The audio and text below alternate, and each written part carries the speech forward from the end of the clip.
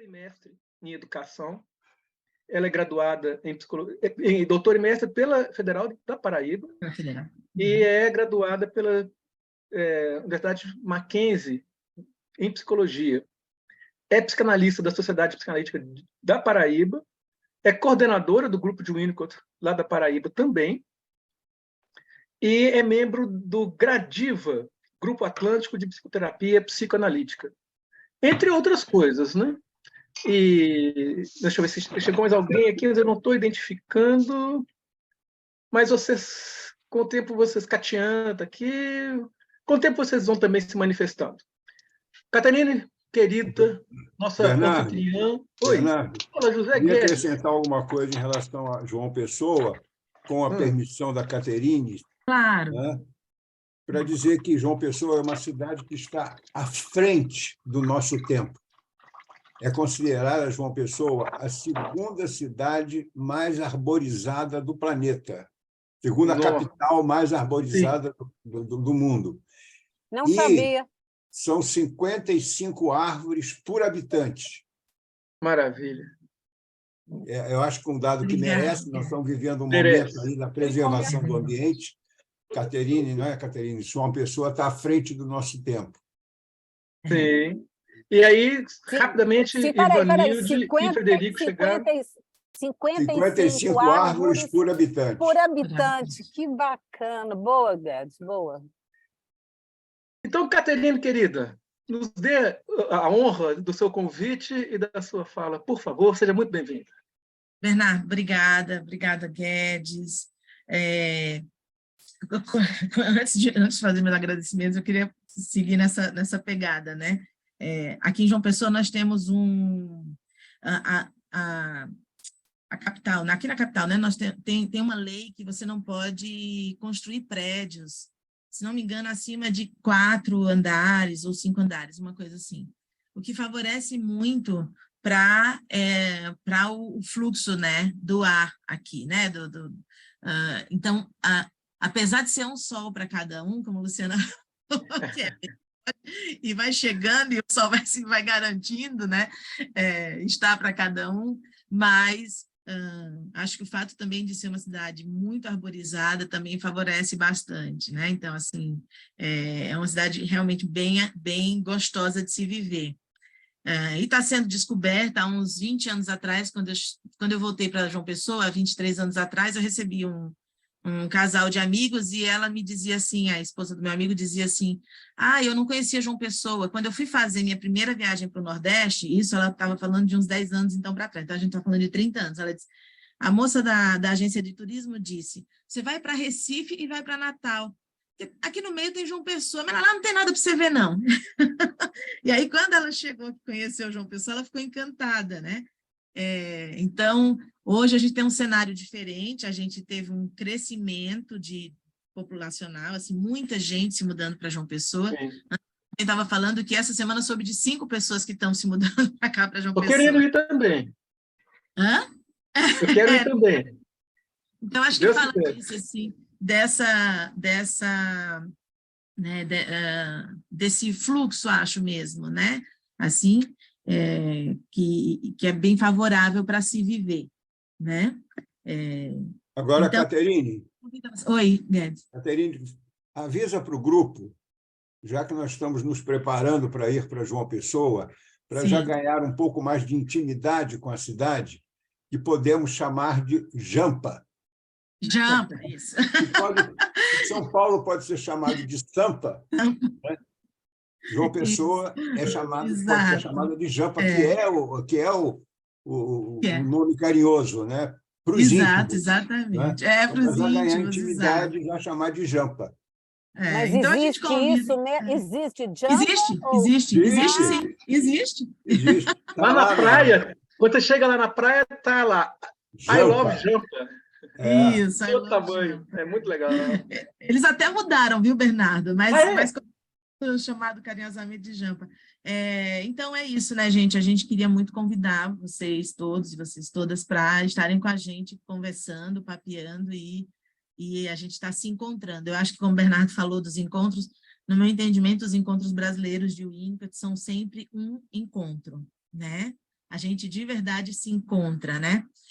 O que eu acho mais bacana é uma certa horizontalidade. É claro que existe muito respeito à experiência, ao tempo, né? Maturacional de cada um, e consideração a isso, mas acho que existe uma horizontalidade que para mim é muito bacana, que às vezes uma pergunta que parece tão, né, tão tola, digamos assim, é a que mais provoca discussão e todo mundo aprende, e eu acho que isso é muito bacana, que fala justamente desse espaço que é criativo, né? Enfim. Um parênteses, perdão, Caterina, que a Carla, que eu não vi que tinha chegado, a Carla está aqui conosco, e falou que tem em março aí, que adora João Pessoa e vai mudar para aí, ou seja, a vizinhança sua vai crescer de mineiro, porque nós estamos todos mudando para aí. Realmente quem vai aí né? É maravilhoso. Seja bem-vinda, Carla. Isso, então, gente, assim, primeiro eu queria agradecer demais o convite do Grupo Mineiro Winnicott, né, na pessoa de Lu,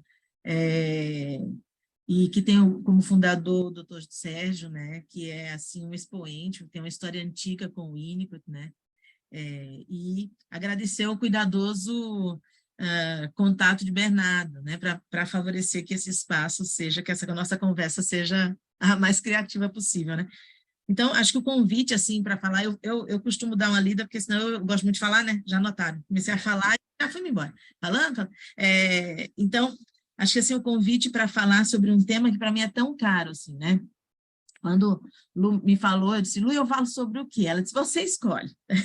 Eu falei, então, eu vou falar sobre isso, que eu tenho pensado bastante sobre isso, não só está na minha trajetória, ontem a gente estava numa atividade do Grupo Winnicott, que é um núcleo de estudos em educação, e Sheila, quem estava conosco, Sheila do Espírito Santo, e Sheila perguntava da trajetória, e eu fui me dar conta da minha relação com a educação. Eu fui monitora de Telecurso 2000, na época em que eu fazia faculdade. Então, o meu encontro com a educação, e de lá para cá, eu sempre estive com um pé, digamos assim, na educação e um outro na clínica, né?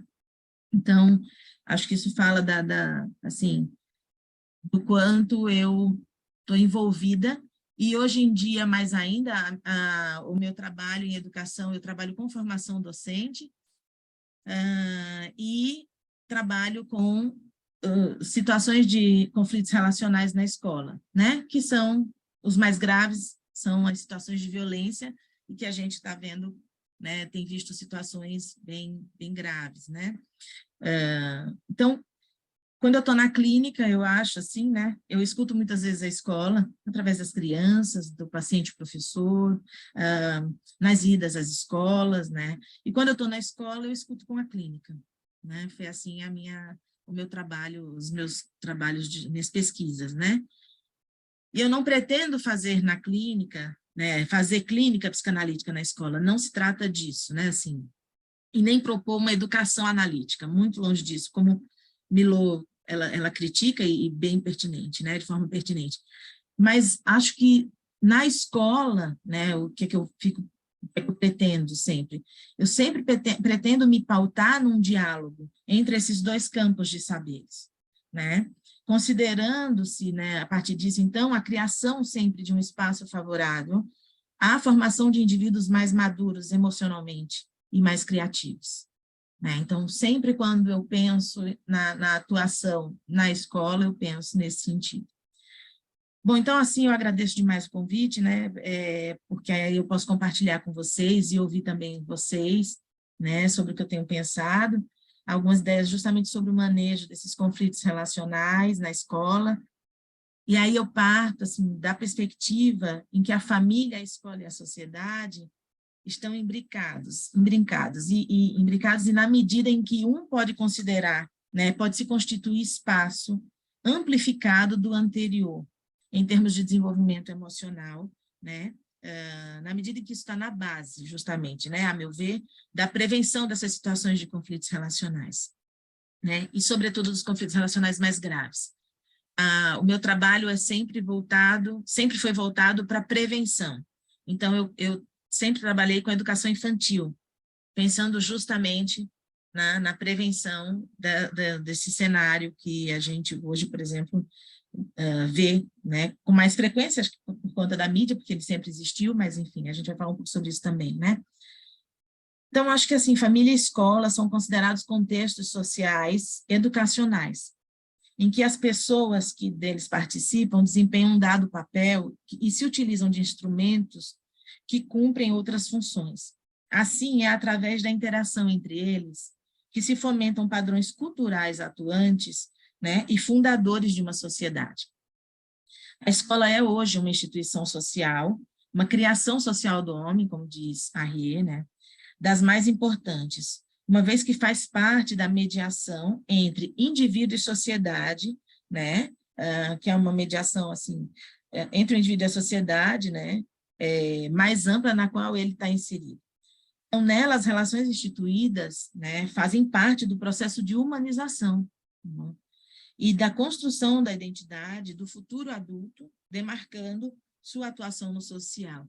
E aí, Tom Zé canta muito bem isso, a meu ver, numa música dele, né, chamada Unimultiplicidade. Não sei se vocês conhecem, mas Tom Zé, num trechinho, fala assim: e como começo de caminho, quero a unimultiplicidade, onde cada homem é sozinho a casa da humanidade. A mim parece que traduz muito o que o Winnicott traz para a gente, que o social parte do individual, né? Então, é sabido que, inicialmente, né, a educação cabia servir como modelo de um certo viver. Se a gente pegar lá na história, porque eu vou um pouco, rapidamente, buscar um pouquinho dessa história para a gente poder, pelo menos para tentar entender, eu não tenho feito isso, para tentar entender como a gente está hoje, né? Eu acho que é como a Ria, eu concordo com ele, é uma construção social. Então, cabia servir antes como modelo de um certo viver, de um grupo social. Então, os adultos transmitiam o seu conhecimento adquirido a partir de experiências pessoais e as crianças incorporavam instrumentos de trabalho e internalizavam valores morais e comportamentais socialmente aceitos e desejados, lá no início. Mais tarde, então, a escola vem a ser para poucos, né? Ela é restrita a filhos de famílias de poder na sociedade, e a educação se dava, então, começa a se dar num espaço específico, num local específico para esse fim, e os transmissores do saber se especializavam para essa tarefa, sendo o conteúdo preliminar aquele relativo à religiosidade. Então, a gente vê ali algumas bordas, né, bordas mais rigorosas, digamos assim, de tentar enquadrar, né? Durante o século XIX, então, com suas revoluções, a escola tende, então, a ser universal. Com o advento da industrialização e conseguintes transformações culturais, né, de dimensões macro e microsistêmicas, então se demanda uma escola cujas regras, leis e rotinas iam além dos conhecimentos da família, que favoreceriam a instituição de uma sociedade mais equânime. Além disso, surge a necessidade social, então, do aprendizado tecnológico, e a escola cabe também preparar o indivíduo para o trabalho. Os trabalhadores exigiam o direito de ter seus filhos, então, na escola, e a instituição passou, então, a abrir suas portas ao público de outras camadas sociais, que não apenas a burguesia e a aristocracia. Então, de modo a alcançar aqui a representação que se tem no cenário social, né, nos dias de hoje. Nesse mundo, então, contemporâneo, a família está do lado da escola e ela é vista como a primeira instituição educativa e natural, que deve agir tendo em vista o bem da sociedade, assumindo os valores éticos e afetivos que eram dispensados lá na Idade Moderna, né?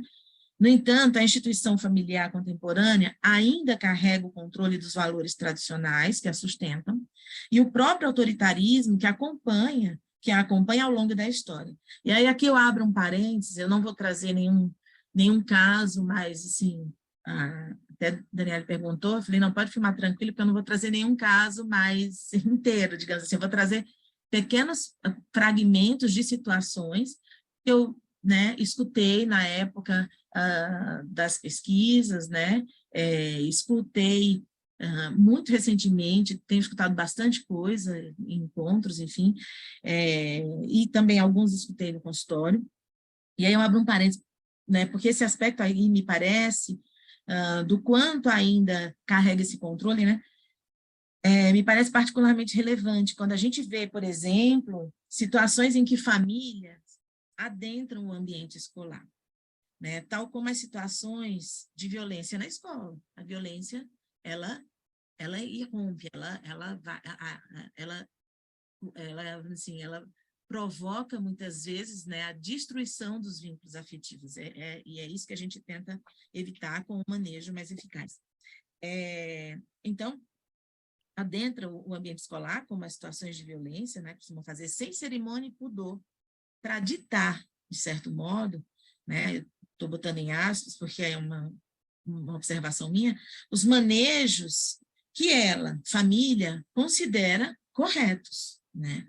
Então, chama atenção aqui, por exemplo, para situações, pais que entram na escola para brigar, por exemplo, um pai que entra numa escola para brigar com um garoto que estava agredindo, né, não era uma agressão física, era uma agressão verbal, que estava agredindo um coleguinha da sua filha, de quem ele era muito próximo. Então, ele entra na escola, ele não pede licença, ele senta do lado do garoto e diz, é você que está fazendo isso, olha o meu tamanho. Continua para você ver o que vai te acontecer. Então, sem pudor, sem a menor cerimônia, né?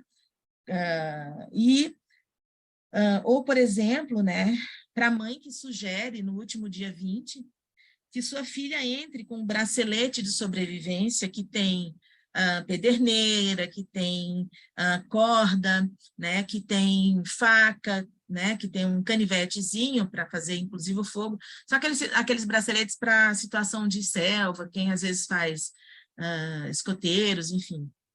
E ela, então, sugere, entrega, compra o bracelete para a filha e sugere que a filha vá de bracelete para a escola para se proteger no dia 20 do ataque, né, que a escola poderia vir a sofrer.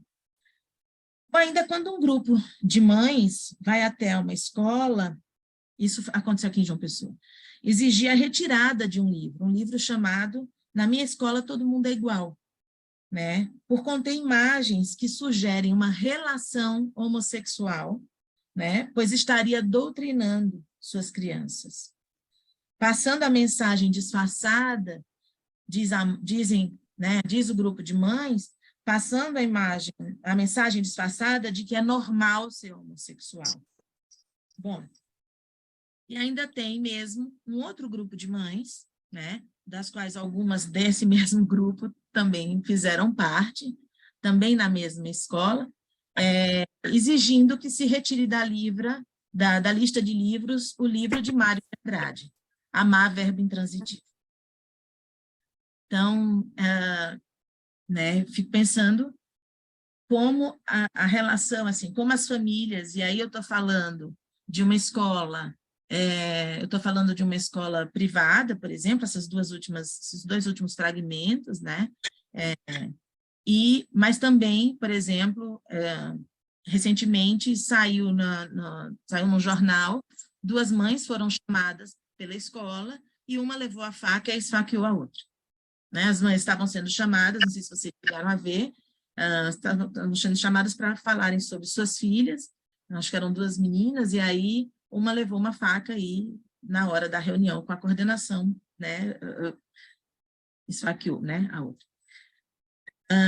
Bom, mais adiante nesse tempo, fechando o parênteses, né, prolongado que eu fiz, mais adiante nesse tempo, a escola, então, passou a ser de responsabilidade do Estado, né, seguindo a história, sendo obrigatória, então, para todos, atendendo a finalidades coletivas e objetivos sociopolíticos. Dessa forma, o vínculo entre educação e sociedade aparece como uma das principais problemáticas da contemporaneidade, na medida em que a educação passou a apresentar um profundo envolvimento social e político. Só fazendo um outro parênteses, a escola com relação ao livro, né, ao livro, na escola, eu tenho esse livro em casa, na minha escola Todos Somos Iguais, a escola pediu desculpa às mães, aos pais, disse que tinha se enganado. Que depois a gente volta um pouquinho para isso, né? Então, a educação escolar, ela se vincula ao crescimento contemporâneo, como a gente vê, né? Uma vez que ela age nos âmbitos social, político e econômico. é realizada por uma escola em constante transformação, que procura respostas para situações sociais, culturais e de mercado de trabalho também. Nessa perspectiva, a escola não é neutra, né?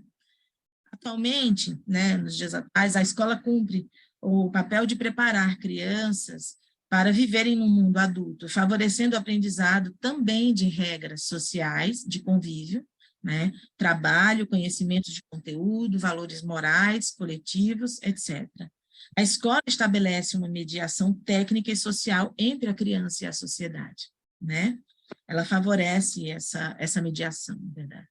Então, face às demandas e aos desafios colocados pela sociedade atual, as funções historicamente delineadas, como a gente estava vendo para a escola, se modificaram e passaram, então, a exigir também novos olhares, né, para a prática da educação, o que implica rever conceitos também, e assumir posturas dialógicas e articuladas, determinando novos acordos para a escola, né, entre a escola, a família e a comunidade, para os quais a contribuição, então, do pensamento de Winnicott, me parece, né, favorece uma compreensão da dinâmica entre esses espaços. O Winnicott, quando ele fala, né, a família parece, palavras dele, a família parece ser a estrutura especialmente programada para dar continuidade à dependência inconsciente da criança em relação ao pai e à mãe de fato. Esta dependência inclui a necessidade que a criança tem de separar-se com rebeldia. E aí ele diz, né, ele lembra a gente que a família contribui de duas formas para esse processo maturacional saudável no indivíduo, tanto abrindo a possibilidade dele voltar a ser dependente, né, a qualquer momento que lhe seja necessário, quanto lhe permitindo trocar os pais. Oi? Pela família mais ampla, o social, né? Pois os círculos, por mais amplos que sejam, o Winnicott diz, identificam-se ao colo, aos cuidados, né? E aí aqui eu considero família, não no sentido restrito do que está no dicionário, um conjunto de pessoas, em geral ligadas por laços de parentesco que vivem sob o mesmo teto, né? Como geralmente está no dicionário, mas no sentido de uma casca, cujas dimensões em termos de forma, volume, textura, tessitura, né, seguem numa medida necessária a cada tempo da jornada maturacional do indivíduo. Então, para o Winnicott, a escola, né, e aí ele fala principalmente da escola de educação infantil, não deve ser, por exemplo, uma substituta para uma mãe ausente, mas sim fortalecer, ampliar e ou suplementar o papel que, de início, apenas o adulto responsável pela dedicação à criança desempenha, né? Nesse sentido, essa escola ela é considerada uma instituição cujo papel se dá em extensão do familiar, né? Presumindo-se lá a existência dessa casca para a criança, em caráter de uma ampliação da família, que conserva características de acolhimento e contenção, sem, todavia, assumir todas as relações primitivas entabuladas com adultos cuidadores e provedores, né, a partir do nascimento do bebê. No caso de uma provisão ambiental insuficiente, por exemplo, Winnicott diz, as crianças tendem a solicitar de suas professoras, seus professores, uma assistência de cuidados integrais, né, quando a gente olha para a educação infantil. Então, mediante essas demandas e os desafios postos, né, pela busca aí da qualidade de ensino e pela própria sociedade contemporânea, as funções historicamente definidas para a escola se transformaram, né, e exigem atualmente novos caminhos para fazer essa educação. E aí eu volto lá para a questão da escola quando recebem as mães, falando dos livros, dos quais, né, um deles é Mário de Andrade, porque aí então as crianças não podem mais ler, porque o que fizeram? Aquele livro de Mário de Andrade que a gente conhece, eles fizeram uma espécie de bolso para crianças de menor idade, né? E aí, pela história do livro, acho que vocês devem lembrar, né, que é a iniciação sexual de um adolescente, né, com a babá. Então, pela história, as mães ficaram muito furiosas, porque disseram que estavam incitando as crianças à iniciação sexual, né? Então,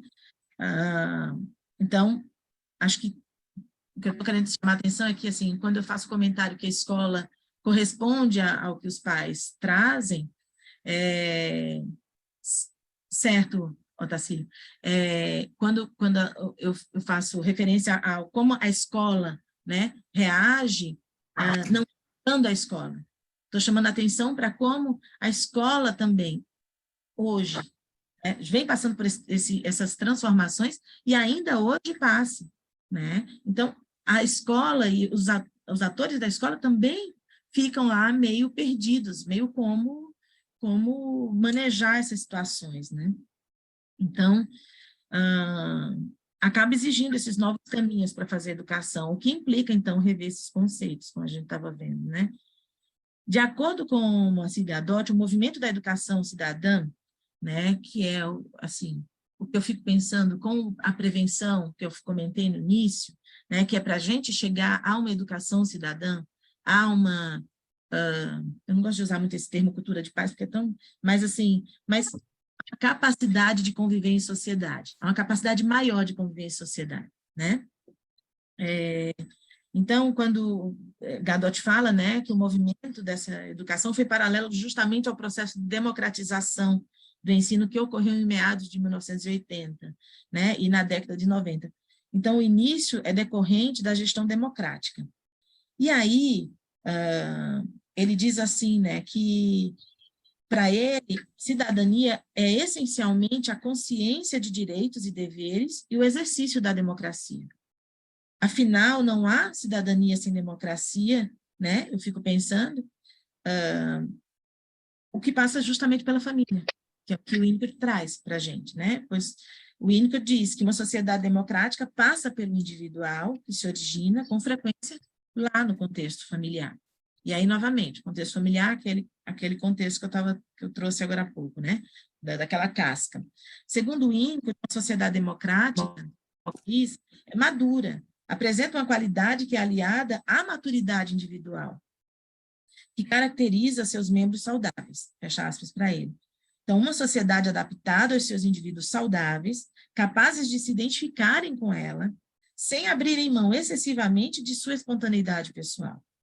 Ser democrático, ser democrática, é como um sinônimo de ser mais madura emocionalmente, né? E aí são palavras de Winnicott. A sociedade, ele diz, não pode ir além do denominador comum da saúde individual. E não pode avançar mais porque a sociedade tem que cuidar de seus membros enfermos.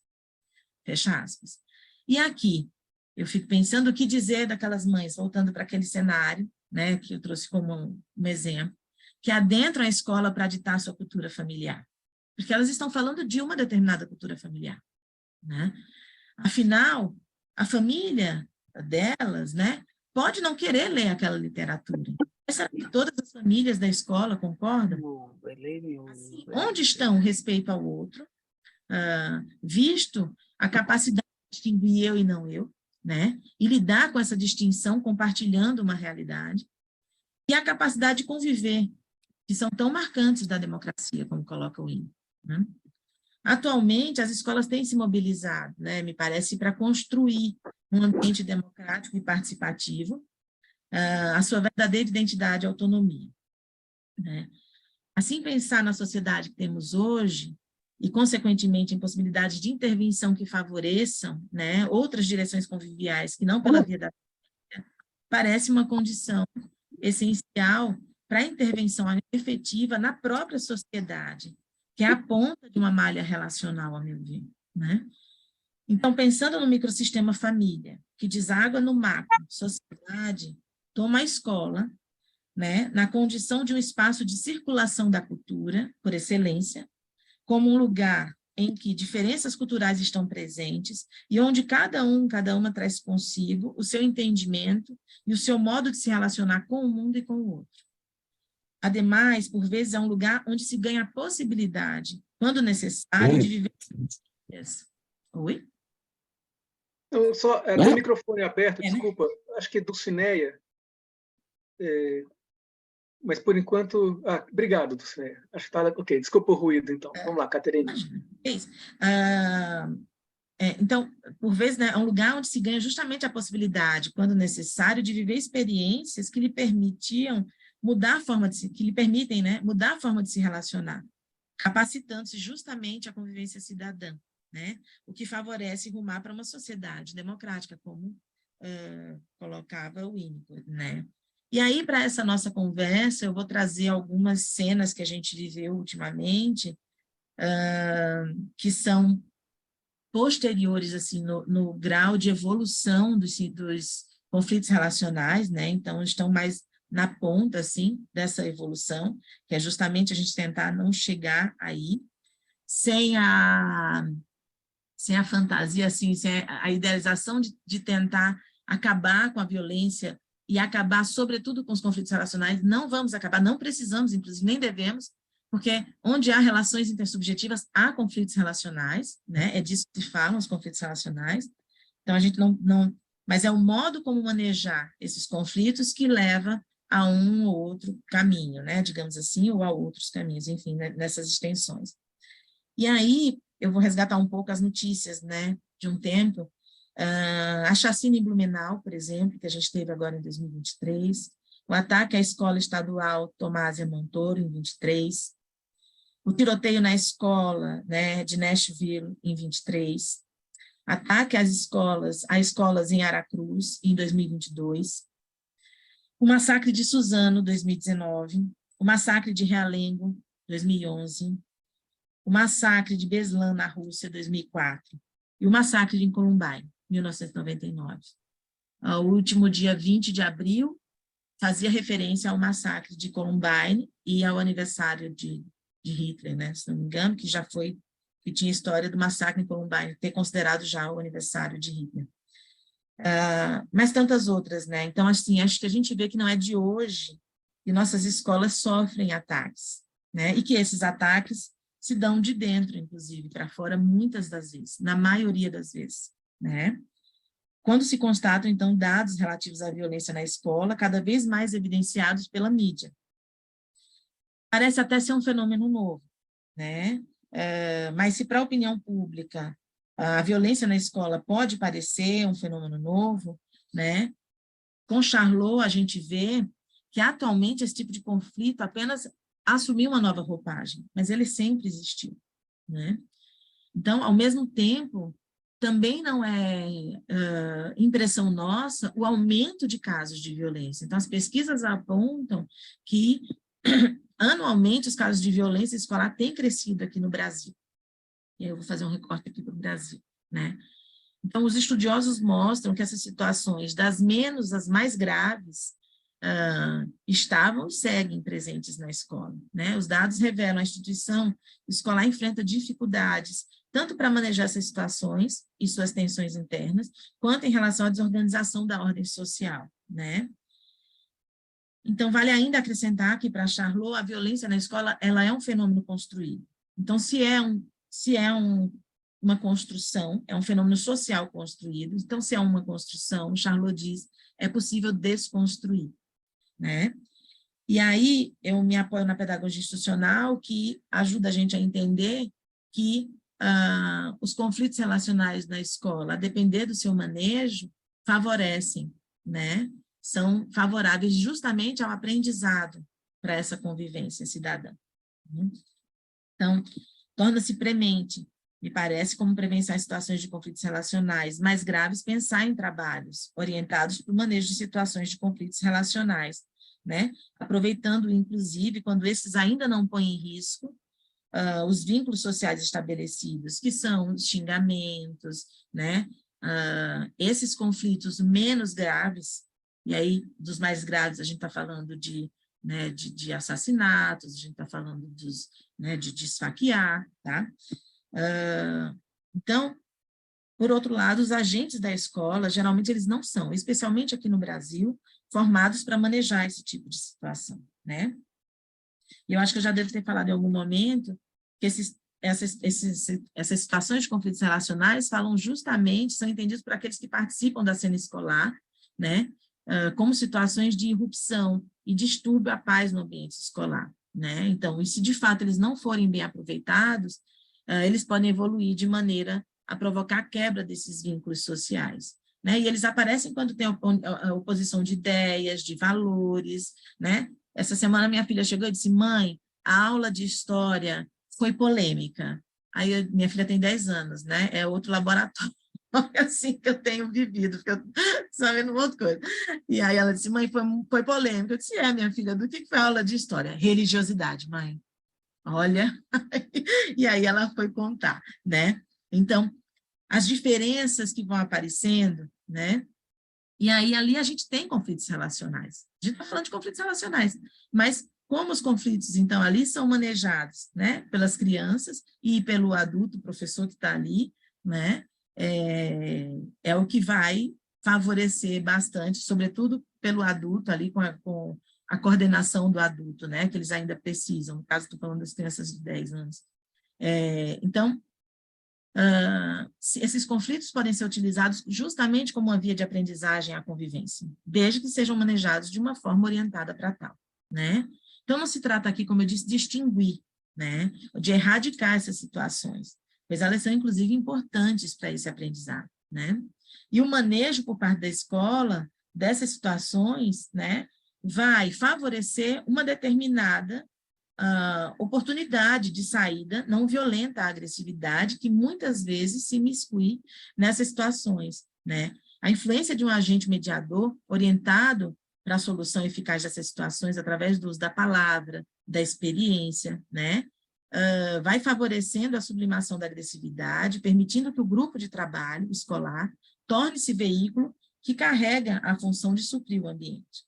E aí aqui eu considero, né, as relações intersubjetivas implicam em conflitos relacionais que precisam ser manejados de modo eficaz antes de tornarem-se situações de violência. E aí eu fico pensando que o fenômeno da violência nas escolas é um fenômeno complexo que precisa de uma abordagem ampla e múltipla, né?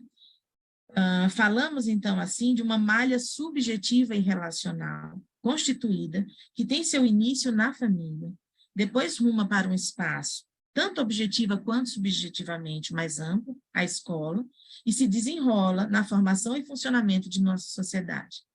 São muitas as vias fontes dessa situação constituída, individual, social, política, econômica, e precisamos falar sobre isso, né? Pois o que se cala de modo verbal ou não verbal, o que não se experimenta, não se experiencia, vira sintoma. Então, é na escola que muitas vezes as crianças encontram um ambiente para agirem espontaneamente. E assim, o que revelam necessita muitas vezes de direcionamentos e estabelecimentos de acordos. Sexo, sexualidade, masturbação, danças erotizadas, agressividade, agressões, violência, uma infinidade própria do humano, né? Não a violência, mas própria do humano está presente na escola e parte das crianças. Mas a família, por vezes, parece não querer escutar, e a sociedade, por sua vez, por vezes, parece não se importar. Vide a manipulação de leis, a negligência de sua aplicação, os conluios, etc. E aí eu vou fazer dois parênteses novamente. Um é para falar, por exemplo, né, quando eu falo da família que parece não querer escutar, eu tenho visto muito assim com grupos de professores, né, por exemplo, quando esse grupo de mães, eu já trouxe, esse grupo de mães vai e exige que o livro seja retirado. Porque no livro tem crianças de mesmo sexo, um olhando para o outro, é isso que tem no livro, é um olhando para o outro, né? E aí tem crianças com necessidades educativas especiais, né? Tem crianças com necessidades especiais físicas, então o livro traz essa diversidade, e a mensagem que o livro traz é o respeito à diversidade e a possibilidade de conviver com essa diversidade, né? Então, quando as famílias parecem exigir essa retirada, né? E aí eu vou contar uma coisa. Uma vez eu conversando com a mãe de um coleguinha um colega da minha filha, não é um colega muito benquisto, porque ele fez alguns atos de agressão com a minha filha, e aí, enfim, a gente teve que entrar com intervenção, eu fui na escola, tá?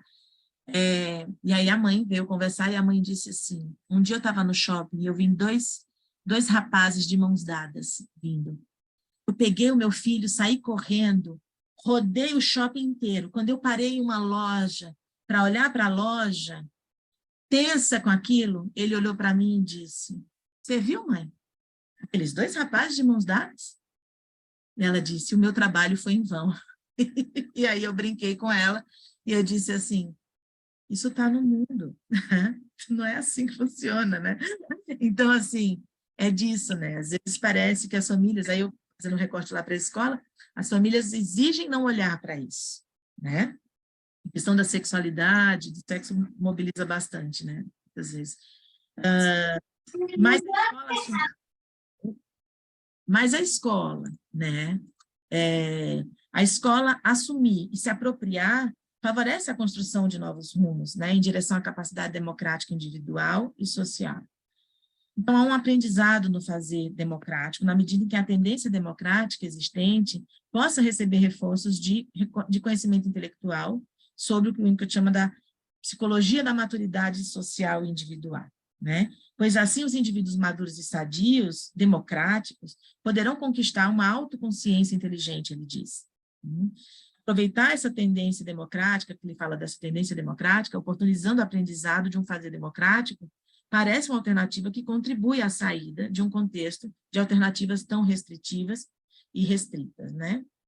Então, como o Winnicott assinala, a capacidade de conviver democraticamente em sociedade é uma conquista, da qual a escola faz parte, né? E a tarefa de educar na escola fica, então, entre o cuidar e o educar. Ao que o Winnicott trouxe, como a gente viu, né, tem uma função suplementar, de suplementar e ampliar o papel, né, dos primeiros anos da vida da criança. Além do mais, vale também lembrar que a escola não é o único lugar de aprendizagem, né, e é preciso que a gente saiba disso, né, que tenhamos essa consciência.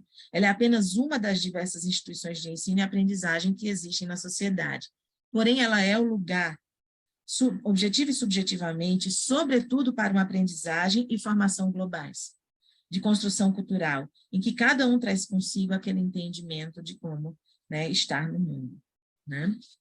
Então, nesse sentido, né, com o Winnicott, né, a gente entende a cultura como expressão das formas das quais as sociedades dão sentido e organizam suas experiências comuns.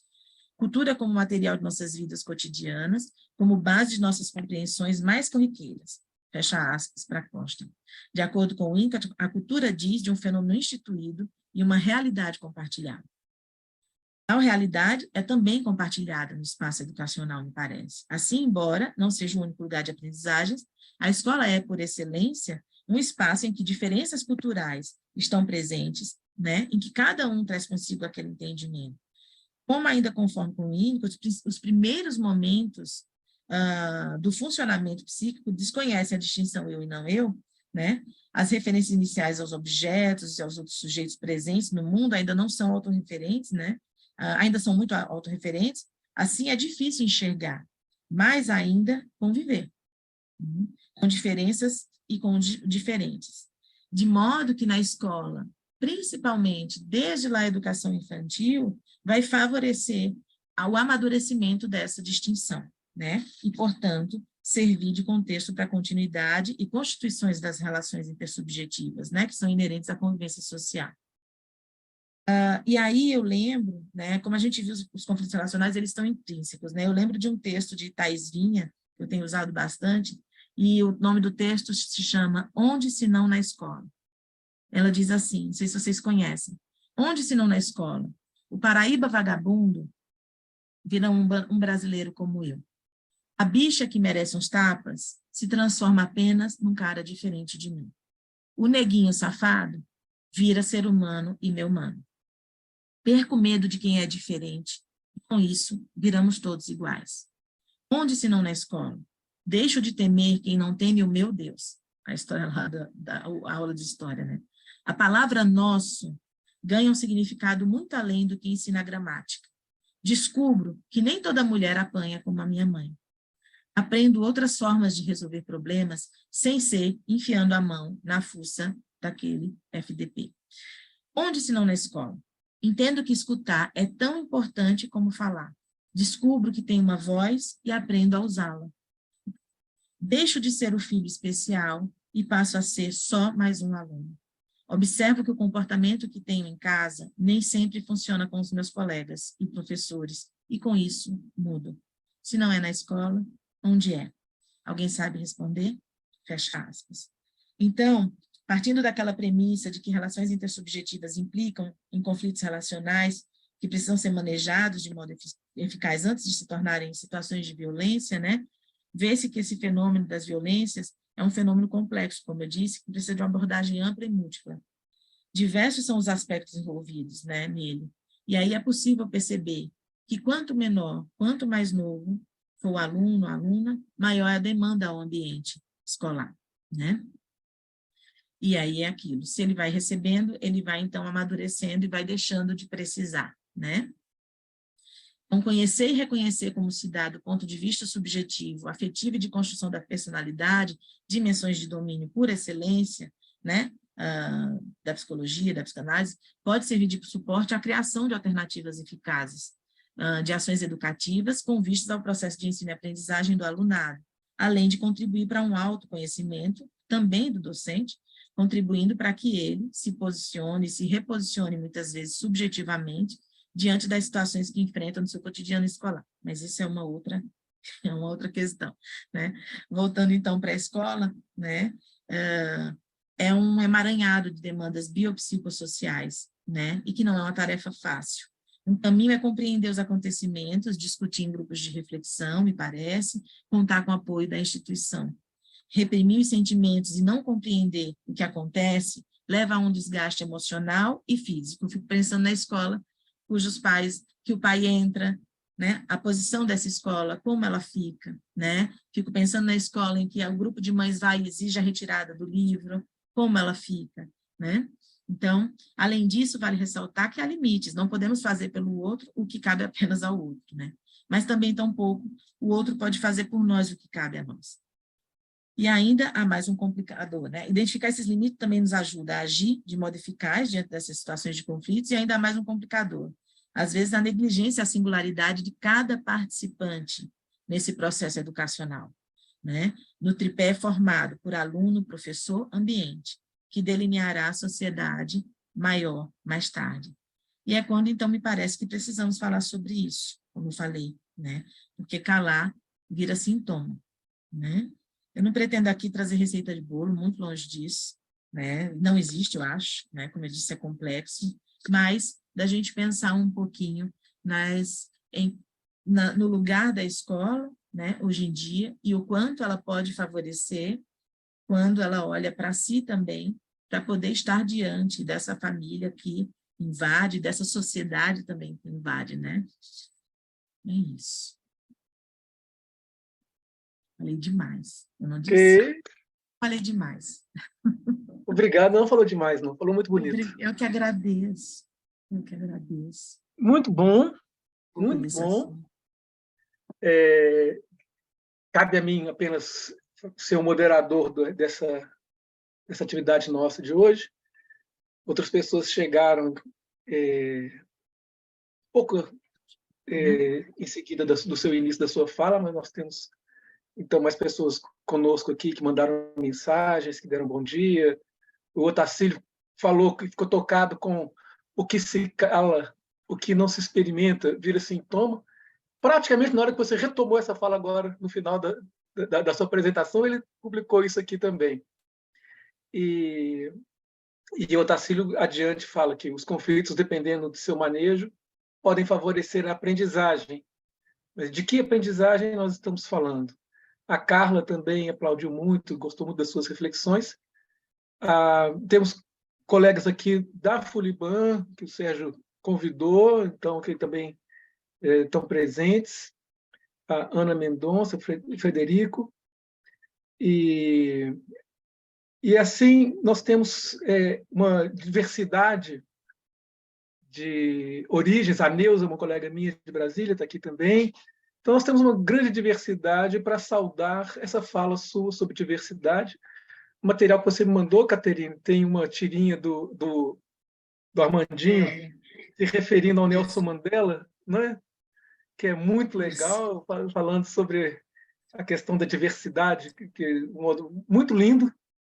E nós já temos aqui uma fila se fazendo com o Sérgio e a Maria Augusta querendo se manifestar. Então, te parabenizo.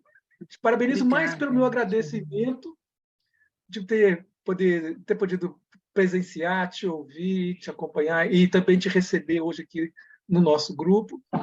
E Obrigada. muito bom você ter trazido essa parte do conhecimento e essa sua expertise, que é rara, principalmente nos nossos encontros aqui do Winnicott de Belo Horizonte, de Minas Gerais. Mas que também, pelo que eu consigo acompanhar nos outros grupos, também é raro, que é essa incursão pelo ambiente educacional, pelo ambiente escolar e pelo papel cívico da escola por meio desses recursos do conhecimento também winnicottiano que você nos oferece. E vou passar a voz para os nossos colegas e, a qualquer instante, você, por favor, se manifeste. Tá? Então, bem-vindos e bem-vindas aos que eu ainda não cumprimentei, que chegaram aqui. E meu querido Sérgio Ked, por favor, se manifeste. Realmente quero agradecer a Caterine, né, ter feito uma conferência tão boa, tão brilhante e tão importante, né? Não quero, e é muito importante a gente começar a pensar o seguinte, que já é uma coisa antiga, que a psicanálise, talvez a coisa menos significativa dela hoje, seja o trabalho clínico com o paciente, né? Porque ela é tão mais importante para o público, para a expansão do conhecimento. Eu sempre disse isso, né? O Freud, em Viena, descobre uma coisa que em qualquer cantão do mundo, uma criança na escola está vivendo psicanálise ali o tempo todo. Qualquer professor razoável tem uma ideia de psicanálise dentro dele, né? Quando ele vê um aluno com dificuldades, quando ele vê uma situação de conflito gravíssima que pode marcar profundamente a vida de um ser humano, né? Um conflito escolar, né? Então, me interessa muito sobre tudo que você falou, Caterine, me tocou muito também, né? Porque o meu neto é da sua idade, é da idade da sua filha, né? Tem 10 anos. Traz coisas incríveis, às vezes causa problema na escola também, não é bonzinho, não, mas a ideia que é muito importante é, desses milhões de aspectos, eu vou frisar como um psicanalista que sou, que eu não perco essa... Como é que a questão homossexual ainda é tão forte, né? Com todas as mudanças, com todas tudo que a gente fala a respeito, da busca do respeito, como que isso ainda cria tanto problema dos pais, é a fantasia onipotente de que ele vai determinar a sexualidade do filho, né? Que o filho vai ser homossexual ou não, de acordo com a vontade dele, né? Eu fiquei muito feliz que outro dia eu fui numa exposição com meu neto, tinha uns 6 ou 7 rapazes de mãos dadas, né? Lá na Praça da Liberdade, não daquelas coisas lá da Praça da Liberdade, aqui tem um centro cultural grande, público, né? E ele não fez um comentário, eu fiquei muito feliz com isso. Viu, registrou, ele jamais deixaria passar algo que não, por não ter visto, né? Porque realmente não teve importância na cabeça dele, e eu fiquei muito feliz de ele não ter feito sequer um comentário, né?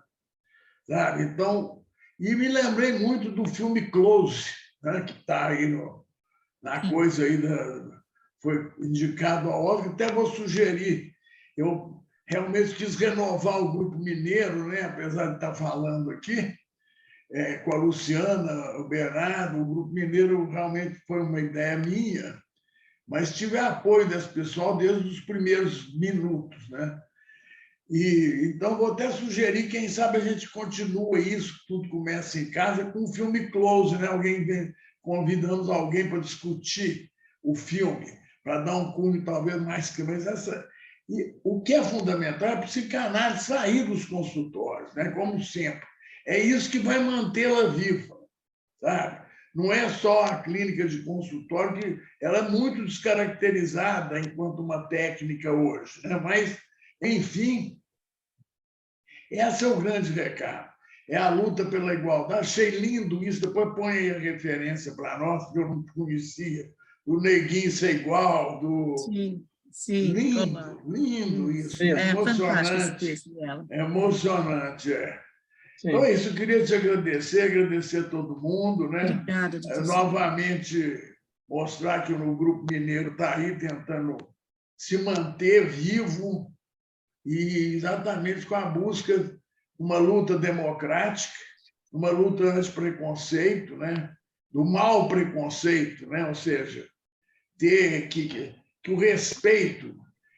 Me chamou a atenção que um desses outros filmes aí do coisa, daquela maestrina, como é que chama? Tar, né? Tar ou Thor?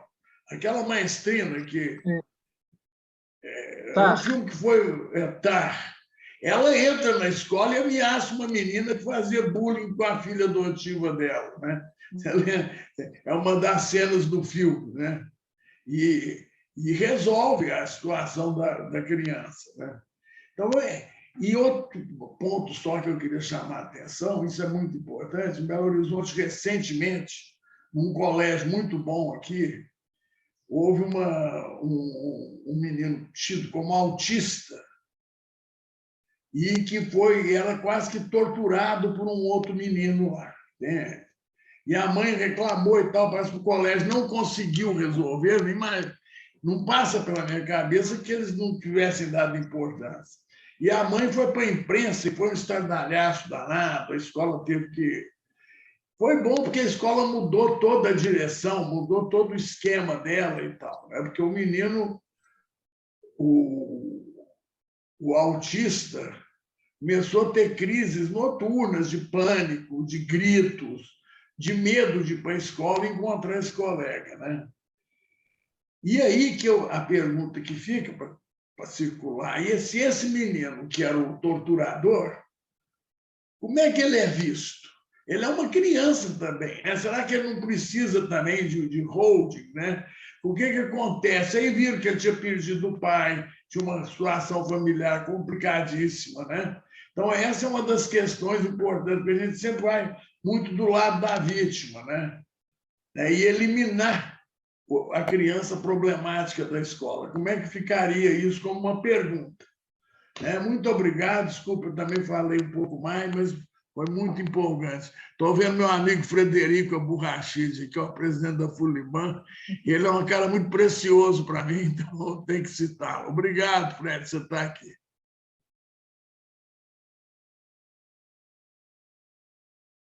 Maria Augusta. Obrigado a você pelo convite, Sérgio.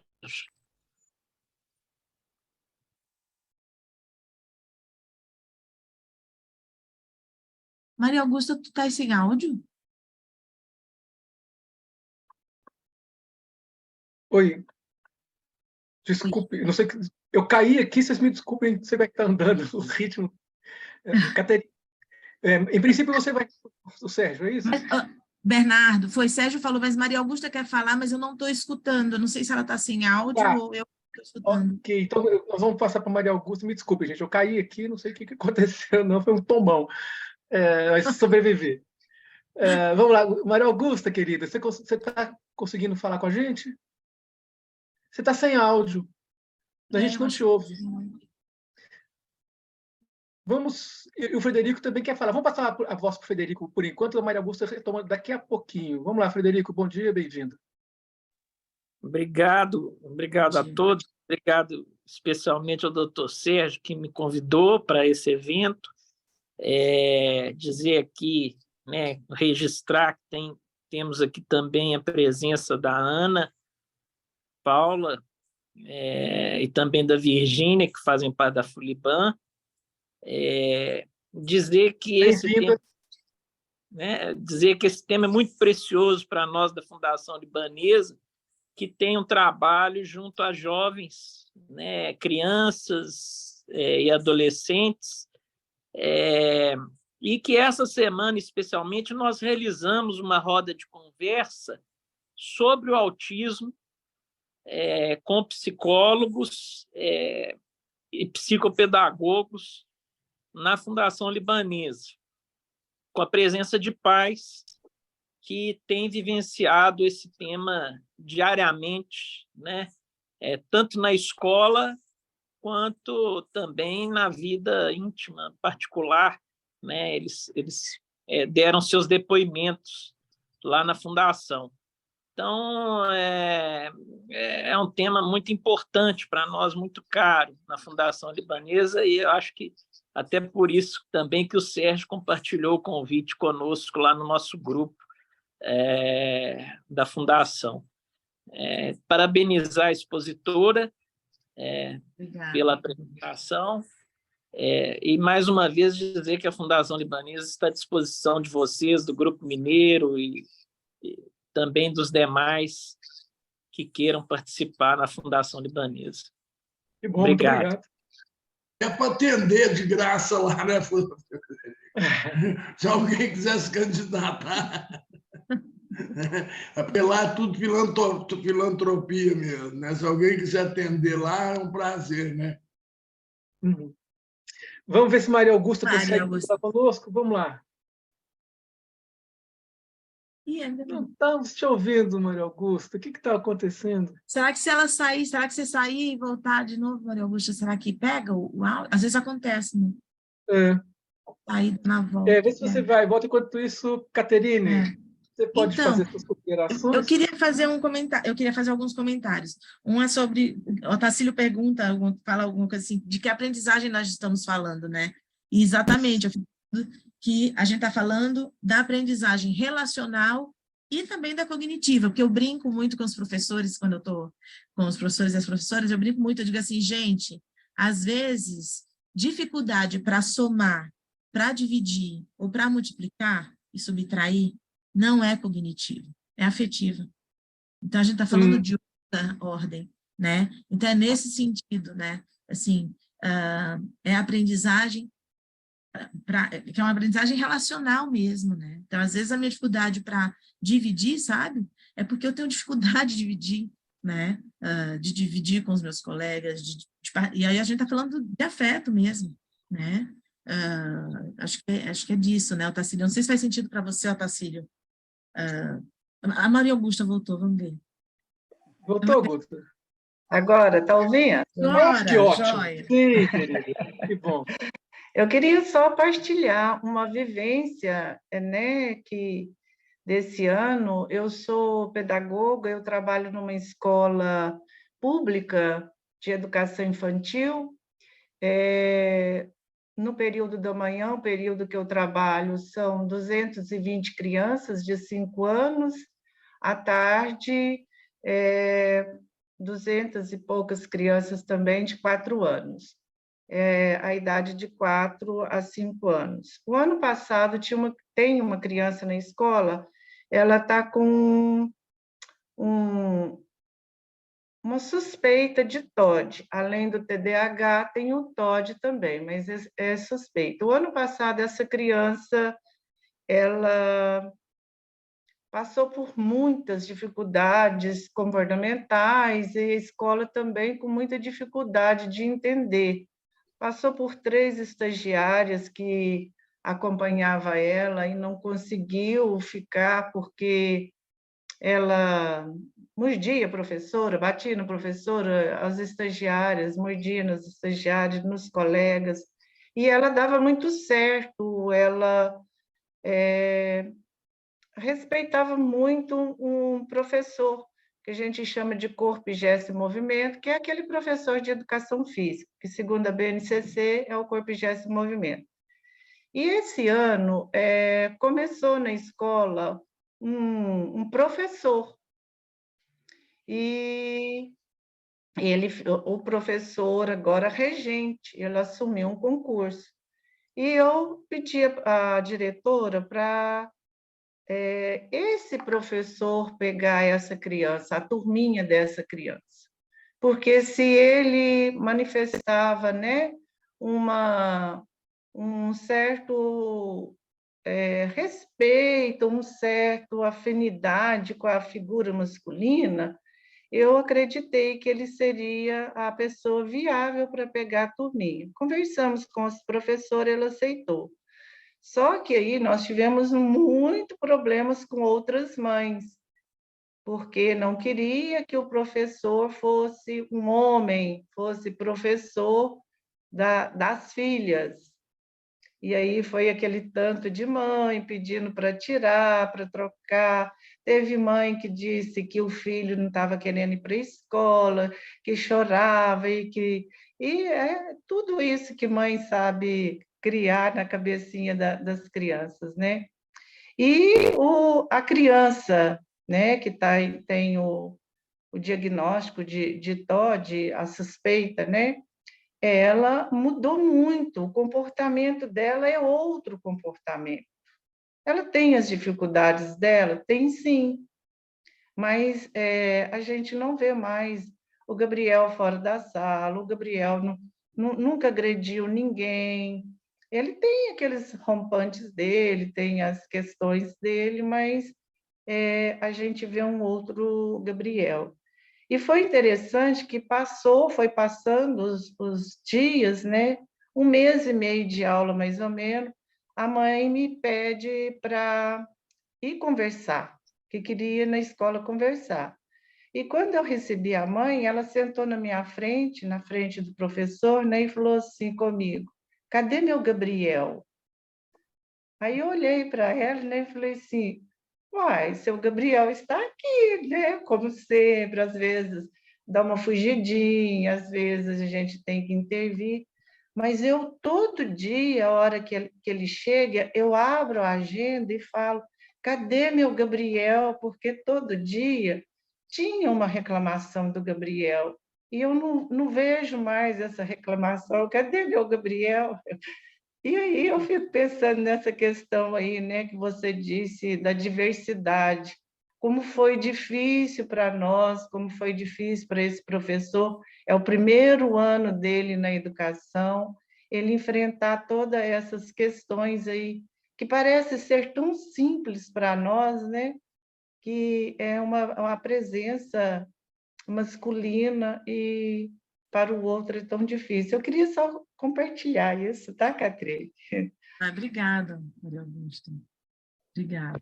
Eu acho que isso se encontra com o que o doutor Sérgio falava, né? Como é que a questão da sexualidade, né, ainda causa tanto, né, provoca tanto, né? Quando a gente fala, por exemplo, da mãe que sai correndo com seu filho, sem a gente ir para essa seara, mas na época das eleições, não vou entrar nisso, mas na época das eleições, uma mãe olha para mim também num grupo de mães, a gente batendo papo, ela olha para mim e diz assim, mas vem cá, você não acha que os banheiros vão virar unissex, não, né? E aí eu olhei para ela e disse assim, fulana, banheiro unissex é um problema, porque assim, eu acho que esse é o menor, é um problema, porque eu acho que esse é o menor dos nossos problemas hoje. As crianças estão falando na escola sobre sexo, sobre sexualidade. Ah, eu não sabia. Pois é, pois então, acho que precisa começar a saber. Né? Então, assim, e não só sobre sexo, sexualidade, que provoca bastante, como o doutor Sérgio falou, e aí eu não sei, eu fico pensando que isso tem muito a ver, justamente apoiada né, no que o Indo traz para a gente, eu fico pensando que fala justamente dessa dificuldade que é muito individual, né? Que é muito assim, eu não consigo dar conta, eu me assusto com isso, eu vou tentando tamponar ali, mas está lá, a criançada está falando, né? Nesse grupo de mães, uma mãe falou assim, num certo momento, disse assim, mas eu não quero a escola falando com meu filho sobre sexualidade. Eu não sei como é que a escola vai falar. E eu disse assim, escuta, é lá que eles estão falando. Eles falam teu filho fala na tua casa sobre isso? Não fala, eu nem sabia que se falava disso. Eu falei, pois é lá que eles estão falando. Então, se a escola não puder falar sobre isso, onde eles estão falando, isso nunca vai chegar a tu, para tu, inclusive, falar do teu jeito, no teu tom, da tua forma e tal, né? Então, eu tenho pensado muito nisso, assim, que fala muito também dessa dificuldade que cada um tem e acaba tentando, de certo modo, vamos dizer assim, engessar a criança, né? E a criança olha como a criança olhou para a mãe e disse, você viu, mãe? Né? Você viu? Né? Um amigo da minha filha também, a mãe chegou no shopping, estava a professora deles, toda cheia de piercing, né? Para ela diz assim, visivelmente homossexual, porque quando ela olha, ela diz assim, quando eu olhei, tinha uma outra do lado, assim, né? Então, eu pensei, ela estava sugerindo, né? A moça é homossexual. Então, ela vai e aí ela fica meio tensa quando o menino fala com a professora e fala muito livremente e tal. E aí ela olha e o menino diz para ela, mãe, você não me ensinou que cada um tem o seu jeitinho? Então, a professora tem o jeitinho dela. Então, eu penso assim, né? É um tapa na cara, né? Às vezes, que as crianças dão. E aí, com sorte, alguns pais conseguem. É onde eu tenho pensado também, né? Quando o Winnicott fala do individual para o social e passando pela escola, e o social amplifica. Bom te ver, Cristina. E o social amplifica, né? Uma amplificação da escola e que é da família, assim vai. Eu fico pensando também se a escola, com o seu manejo, não pode justamente favorecer, intervir lá no individual, porque quando a criança faz isso com a mãe, dá um choque. Com sorte, como eu disse, né? Dá um choque na mãe, ela começa a pensar e, opa, sabe? Ela começa a repensar, se repensar também, algumas vezes, né? Então, tem essa possibilidade também, eu fico pensando, do inverso, né? Não só um reflexo lá. E aí, né, doutor Sérgio, quando o senhor falou, né, do autor de bullying, os estudos apontam justamente isso. O autor de bullying, ele é tão sofrido quanto o alvo de bullying, né? E ainda tem aquele autor que é um alvo provocador, ou seja, ele, por ter sofrido bullying, ele sai provocando e aí ele não tem um alvo específico, ele sai como diz, ele sai atirando para todo lado. E essa criança é muito sofrida. E, às vezes, por ela ser justamente rechaçada, e ela vai sendo rechaçada em vários ambientes. Ontem eu escutava de uma mãe amiga dizendo, essa é uma mãe muito próxima a mim, ela dizendo assim, Cátia, a fulana, que é uma outra mãe, estava não sei onde, e lá, não sei quem, falou do fulano, que é um garoto na escola da minha filha, que é famoso por ser, eu acho que ele é um alvo provocador, não sei que eu não atendo e tal, então, mas eu acho que deve ser um pouco nesse sentido, eu tenho a impressão, mas ela disse, a fulana falou para a ciclana, e aí quando ela disse, é o fulano da escola, aí disse, esse menino não presta.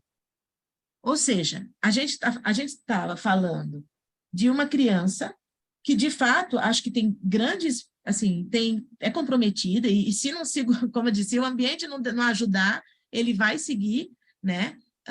E aí ele pode ter problemas sérios. Então, veja, ele já está sendo rechaçado, não está mais só ali no ambiente da escola, ele já está sendo conhecido fora, inclusive, do ambiente da escola, né? E aí vão tendo essas repercussões, isso é muito sério para uma criança, e a gente está falando agora estou me referindo a uma criança de 11 anos, esse menino tem 11 anos, né? E é um menino sofrido, a meu ver, é um menino bem sofrido, ao meu ver. A gente acredita na tendência antissocial do Winnicott, não é tão bem descrita, que esses atos antissociais são pedidos de socorro, que enquanto houver, né, pode ser que ainda dê tempo de salvar o menino. Ainda dê tempo, né? Exatamente. Porque se realmente não olhar, vai virar um psicopata, né? Ou seja, tem grande chance de virar, de continuar uma trajetória psicopática. Então, é tendência. Estou vendo minha amiga querida, Márcia Mendes, que é professora de tendência social. Márcia. Bem-vinda, querida. Desculpa a petulância de falar, Márcia. Que é isso, fica à vontade. É um prazer ouvir você falar isso, pensar isso de mim. Aí, vocês dão licença. Fiquem à vontade para conversar mais. O nosso ambiente aqui é um ambiente winnicottiano. E é bom falar de quem a gente vê, que tem saudade, que aparece de novo na nossa tela, na nossa vida. Mas, seguindo um pouquinho das normas também, o Guedes Salgueirense está aqui de mãos levantadas para a gente poder conversar com ele também. E eu acho que não cabe a mim necessariamente fazer essa mediação. Vocês querendo se manifestar com espontaneidade, por favor, fiquem à vontade e tudo vira um diálogo. É claro que a Caterine, com a experiência dela e em função do tema de hoje, ela é o centro das informações, mas é um diálogo. Então, a gente está para conversar. Está todo mundo conversando, vocês fiquem à vontade, não precisa que alguém direcione quem vai falar ou não. Havendo oportunidade de todo mundo falar e todo mundo se escutar, que tudo possa fluir bem aqui. Mas, para concluir, então, aqui, a Ana Lúcia, por exemplo, apareceu de novo. Agora apareceu, está bem-vinda. Vamos dar a voz. Eu gostaria de falar depois. Eu gostaria nós vamos de falar. Dar a voz ao... Mas eu prazer, não Ana. Em nenhum momento. Eu só estava sem imagem, mas eu estava... É a isso que eu me refiro. É a isso que eu me refiro. Todo. Estamos felizes de ter a sua imagem conosco aqui. Então, Guedes fala em seguida a Ana Lúcia. Vamos lá, salgueirense, meu querido poeta, vamos lá. Bom, não sei como é que você descobriu que eu sou salgueirense, mas eu fiquei... Você não sabe, não. Você cantou o samba enredo do Salgueiro, mandou a gravação. Bom, cara, é verdade. É verdade. Para prestigiar Minas, né? Chica uma da honra, Silva, velho, exatamente. Né? Diamantina. Né? Exatamente, uma honra receber aquela gravação maravilhosa. Isso é de 1965. Tem história. Pois é, cara. E agora coincidiu você falar do Salgueiro com o que nós estamos tratando aqui hoje. Porque o lema do Salgueiro é esse: não é melhor nem pior. Uhum. É o que é. Né? Enfim. E eu quero pegar aí esse gancho do Salgueiro e falar com Caterine. Caterine, olha, estou achando muito bom esse encontro, contribuições ótimas estão aparecendo, né? Essa coisa da importância que o Sérgio falou, né, de a gente levar a psicanálise para espaços para além das quatro paredes do consultório, né? Com o cuidado de não psicologizar também, né, a vida, né? Porque a vida é muito mais do que isso.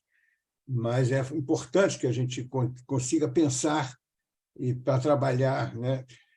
Nessa linha, Caterine, eu queria perguntar o seguinte: o que é a escola?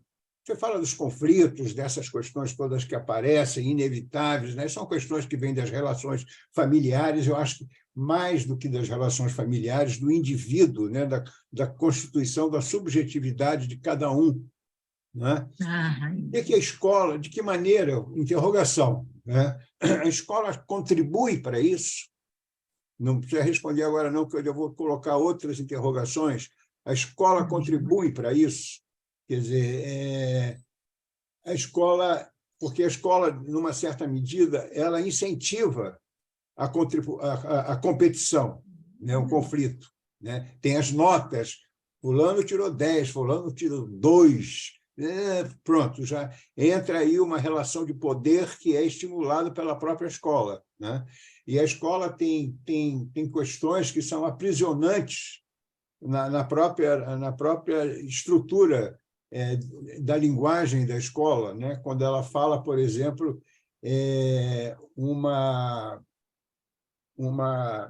grade, a grade de ensino, quer dizer, são aprisionantes, quer dizer, a grade aprisiona, a grade não liberta, você fica preso ali, o professor é levado. Né? E está sendo muito bom falar de escola nessa questão da relação de poder, assim, porque eu sou aqui do Rio, né?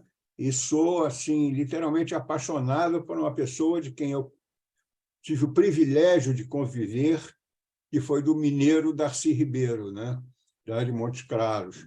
E ele pensava essas questões, quer dizer, a experiência que ele tentou fazer aqui no Rio, né, com os CIEPs, né, para dar oportunidade a toda violência que existe aqui, estou falando do Rio de Janeiro, mas é do Brasil todo, enfim, nas famílias, que tem essa relação de poder entre quem pode e quem não pode. O CIEPS era uma escola, o projeto dele era uma escola que quem não podia ir à escola, essa criança passava o dia inteiro na escola, né? E um banho tomado no final, tinha refeições, tinha a aula de recuperação à tarde, praticava esportes, enfim, passava o dia inteiro. E, para você ter uma ideia, Caterine, Gilberto Gil contou que, na época aí do CIEPS, só para você ter uma ideia, você que trabalha com educação, eu acho esse depoimento do Gil fantástico. Ele estava em Nova York, conversando com o empresário dele e com o cara o financiador de um show que ele ia fazer em Nova York. E isso foi na época dos CIEPs aqui, né? E no restaurante mais chiques de Nova York entraram duas mulheres muito bem vestidas e não o reconheceram, passaram por trás dele, e seria difícil de reconhecer, porque o Gil ele falou mesmo, né? Eu estava de terno, gravata, não sei o quê, né? Mas elas passaram e ficaram sentadas numa mesa atrás dele, e elas vieram conversando português, né? Aí ele ficou com um olho no gato e o olho no peixe, né? Pensando, ouvindo o que o empresário estava conversando, mas ouvindo o que elas estavam falando. Uma disse para a outra assim, o Gil disse que ele chorou nesse dia, na mesa ali, as lágrimas vieram, ele teve que segurar para não se... Uma disse para a outra assim, mas você vê que absurdo que está acontecendo lá no Rio. Eu, olho da minha cobertura lá em Ipanema e vejo, para quem não conhece, Ipanema é um dos bairros mais sofisticados aqui do Rio, e vejo esses criolinhos da favela saírem, descerem o morro e irem para a escola, entra de manhã e passa o dia inteiro na escola com atividades, tem alimentação, tem assistência médica, assistência dentária, né? E eu vejo esses criolinhos passando por isso. Se eu tiver 1 milhão por mês para pagar uma escola assim para o meu filho, não tem. Né? E esses criolinhos da favela vão de graça vivendo essa experiência. Quer dizer, isso era insuportável e, enfim, os CIEPs passaram o trator em cima desse projeto e deu no que deu, né? Hoje nós estamos aí falando dessas escolas aqui no Rio, uma tristeza, uma tristeza. O Gil chorou quando ouviu isso, falou... Enfim, esse é um ponto. Quer dizer, porque nós temos aí... eu queria também outra questão para levantar para você, Catarina. Nós temos aí na Paraíba, né, um orgulho enorme de termos convivido com uma pessoa que se chama e se chamará sempre, Ariano Suassuna. Quer dizer, que ele cuida da questão da cultura, ele valoriza a questão original, da nossa cultura original, né? Que a nossa cultura original é isso, nós somos uma sociedade escravagista. Os escravos entraram aí pelo Nordeste, né? E entraram por aí e se instalaram e começou essa relação de escravagista. O Nordeste tem essa marca, né? Que depois foi para o Brasil inteiro, né? Mas, estruturalmente, essa relação de poder começou aí. Quer dizer, de que maneira isso tudo influencia na sala de aula, quando essas crianças se juntam e os professores são professores vindos daí, né? E a gente agora quer acabar com as comunidades indígenas, por exemplo, né? A gente olha aí para os Yanomamis, é de chorar o que fizeram e continuam fazendo, e está diminuindo, graças a Deus. Mas que são os povos originários, se a gente vê o aprendizado deles, como é que se dá, né? Não tem essa relação de superioridade entre eles na cultura, no aprendizado, né? Enfim, essas coisas que estão nas nossas raízes, como é que a escola está lidando com isso, né? Lá o Nehru fez a grande experiência lá do Liberdade Sem Medo, na Inglaterra, né? E viu-se também, depois ele descobriu que não é assim, não é a liberdade sem medo, quer dizer, aí virou uma coisa anárquica que ficou difícil de controlar. E aí entraram com a questão da responsabilidade, liberdade com responsabilidade. Isso aí foi a história lá deles, né? Mas que também a gente tem que pensar numa proposta como essa e como lidar com isso. E, para terminar, eu, essa semana, ouvi de uma mãe dizer o seguinte: ela tem uma filha que está com 19 anos e ela falou com a mãe que, no grupo delas, de meninas dessa faixa etária, 17, 18, 19 anos, elas ficam entre elas, né? Namoram, entre aspas, não é aquele namoro tradicional no sofazinho vendo o programa, o Fantástico na televisão, mas elas ficam entre elas e se beijam, enfim. Entra essa coisa que o Sérgio falou do início, da coisa da pele e tal, e que o Bernardo depois falou, que não é assim, eu tenho a mente cristalina. Então, essa coisa é muito bom, porque essa juventude está nos dando uma resposta para isso. Elas ficam entre elas. Aí a mãe falou, nossa, mas que absurdo. Ela falou: mãe, você não teve isso, não? A mãe tem mais de 50 anos.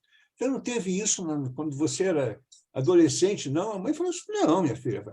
Mãe, olha só como é que as coisas estão mudando também nessa direção, que é importante também a gente não esquecer isso. Essa moça virou-se para a mãe e falou assim: mãe, você não sabe o que você perdeu. Olha só que interessante isso. Você não sabe o que você perdeu. Como ela estava curtindo essa coisa de ficar com uma amiguinha, depois fica com outra, vão para as festas, aí fica com uma, depois fica com outra, né? Não tem aquela coisa da relação de namoro que era da nossa época, né? Enfim, aí vamos entrar para uma outra história. Bom, é isso, Caterine. Queria... Obrigada. Para a gente pensar nisso, né? Como lidar com tudo isso. Isso, exato. A escola, como a escola pode lidar com tudo isso. Com essa diversidade. Ok, eu sugiro que a Ana Lúcia possa falar também agora, e aí você fica à vontade, Caterine, com o tempo que você tiver, porque a gente pretende encerrar a porta do meio-dia, mas então, com a Ana falando, você, por favor, fique à vontade com o seu tempo, e se precisar, a gente estende um pouco mais. Não, vou tentar ser bem rápida, porque eu gosto de ser rápida. Muito bom ver todos vocês, principalmente minha amiga Caterine. E eu queria contar um pouco, assim, rapidinho, uma história em relação à minha neta. A minha neta é uma menina assim, ela não é porque é minha neta, não. Ela é muito bonita, é uma menina loura, lindíssima, filha de alemão, que a minha filha sempre casa com estrangeiros, meu neto mais velho é filho de sueco, mas ela é uma menina muito bonita. Mas no jardim de infância, numa escolinha, uma escola muito boa, mais pequenininha, ela é só jardim aqui do Rio, ela viveu muito bem. Era na mesma rua que ela morava, ali na Zona Sul aqui do Rio de Janeiro e tal. A outra escola que ela também foi muito bem aceita e que ela se sentiu bem foi quando a minha filha foi morar na Bélgica. Mas, no meio dessa história, ela estudou numa escola alemã, ela é filha de alemão, uma escola alemã aqui do Rio de Janeiro, que só tem alunos de classe alta. Ela sofreu muito bullying, mas muito mesmo. Ela era assim, infeliz. Ela chorava, entrava na combizinha que levava para a escola, ela ia chorando, né? E era uma escola de população, em sua grande maioria, branca. Eu acho que todos eram brancos, eu não me lembro de ter visto nenhum aluno negro, né? E de classe alta mesmo, né? Aí ela depois minha filha foi para para Barcelona. E aí a minha filha ela é de uma multinacional, então ela é de uma empresa internacional, ela, enfim, está sempre trabalhando fora do Brasil. Aí ela, agora em Barcelona, ela custou um pouco, mas eu acho que já está um pouco mais adaptada, mas também foi difícil. É claro que eu sei que tem também as dificuldades dela, como tem as nossas dificuldades, todos nós temos, né? Mas é impressionante, porque na escola de classe alta, aqui do Rio de Janeiro, uma escola alemã, ela sofreu bullying dos brasileiros. E as amizades dela eram todas as meninas filhas de estrangeiros.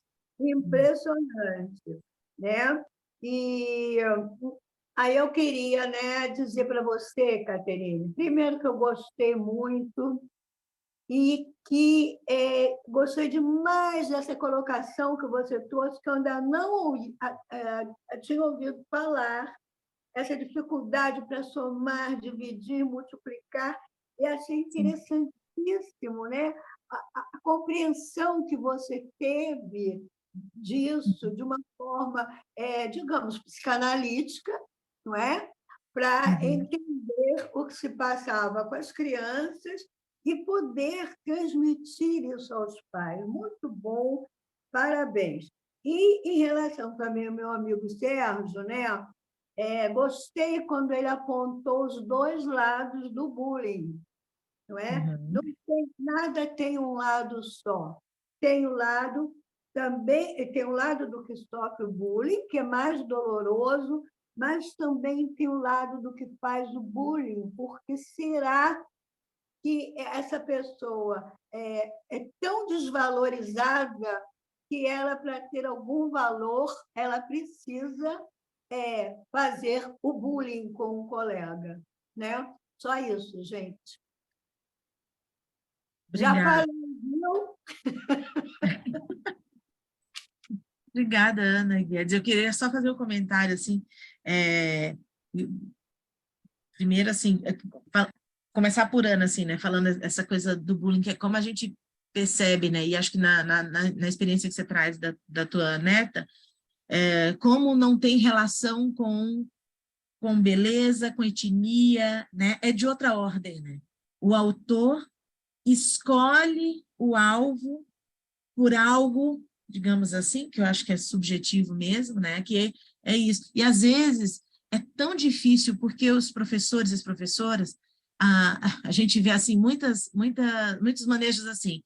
Professor, fulaninho me chamou de piranha. Aí o professor olha e diz, e você é piranha, minha filha? Não, professor, não sou. Então, não tem problema. Então, né? Aí você perde uma oportunidade enorme, né, de olhar para isso, de falar sobre isso, e do outro reparar, sabe, de se comprometer com a reparação, né? Então, tem muito isso, assim, eu fico pensando que aí a gente vai lá, né, não sei se, não vou responder não, viu, Guedes, porque eu acho que eu não tenho resposta para a provocação que você faz, mas vou tentar, assim, só que eu fiquei pensando quando você falou, que eu acho que vai nesse sentido, que, assim, é isso, é a gente poder olhar, a escola é um espaço que ela precisa do que é comum a todos, digamos assim, né? Então, ela precisa do que é comum a todos. Não dá para você, por exemplo, e olha que a gente está aí com a nova reforma do ensino médio apontando aí, mas não dá para você dizer, olha, você de matemática, você estuda matemática, e você que gosta de português, estuda português, aí você inglês, você deixa para lá, né? E assim, matemática você deixa para lá, porque você não quer, não vê sentido nisso, mas você fica com português. Não, bom, tem ali o que é comum a todos, né? Mas tem como cada um se relaciona com aquilo que é comum a todos, eu fico pensando. Assim também a gente vai um pouco, a gente está falando dos conteúdos, digamos assim, né, de ensino.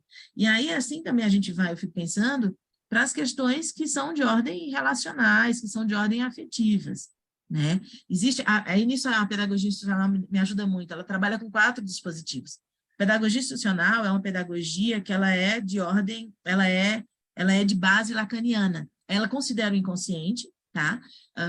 Para o seu trabalho no ambiente escolar, mas ela tem é com Lacan que ela trabalha. Eu, então, eu uso os dispositivos da pedagogia institucional e me apoio na compreensão para a dinâmica na escola, né, da teoria de Winnicott. Para mim, ele me ajuda mais, digamos assim, né? Eu compreendo melhor, né, digamos assim. Então, na pedagogia institucional, eles falam uma coisa que é muito interessante. Nós temos leis, limites, linguagem, né? São 4 L's. Lei, limite, lugar e linguagem. O lugar fala do lugar simbólico e objetivo, né? A linguagem perpassa todos esses outros dispositivos, né? E as leis são aquelas regras inegociáveis, né? E os limites são as regras que vão sendo negociadas ali no grupo, né? Então, eu fico pensando, Guedes, assim, que eu fico pensando que sim, a escola contribui, acho que o Winnicott ajuda muito a gente a entender, né? Contribui nessa construção da subjetividade, e é aí onde eu acho que é tão importante, né? O professor, os atores da escola, estarem com as suas posições subjetivas trabalhadas, né? Porque a minha disponibilidade subjetiva vai também, vamos dizer assim, implicar no modo como eu vou estar para determinadas situações, né? Quando, por exemplo, e aí eu não estou querendo carregar as tintas no professor, tá? Mas falando do professor que a menina disse que foi chamada de piranha, por exemplo, isso é uma experiência que a gente escutou. Então, quando esse professor rechaça dessa forma, né, ele não está aproveitando, mas ele também tem questões ali, digamos assim. Talvez ele tenha questões no modo como ele se posiciona, talvez ele não dê conta de ouvir, ou até, sabe, de se disponibilizar para ouvir e como mediar isso, né?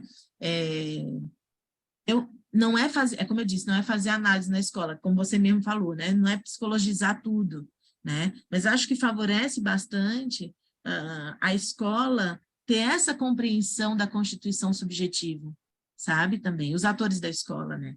Terem essa compreensão e terem espaços de fala, espaços, e aí não estou falando de psicoterapia, estou falando de troca de ideias mesmo, que essas trocas de ideias, com base em conhecimento, inclusive teórico, vai favorecendo que o docente que está ali no chão da escola se posicione de uma forma mais efetiva, né? E que favoreça mais nessas situações, por exemplo, né? Então, eu acho que se a escola é mesmo esse lugar, né,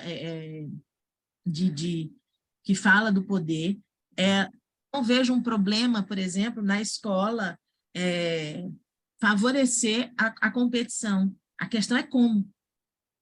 Porque a competição, você querer ganhar, os jogos trazem bem isso, os jogos canalizam bem essa história, né? Trabalham bem isso, né? A questão é como. É quando, por exemplo, aqui, eu não sei como é aí, né, em Minas e nos outros estados, mas aqui, por exemplo, aqui em João Pessoa, nós temos escolas que vivem uma guerra, assim, elas guerreiam entre elas em outdoors, né?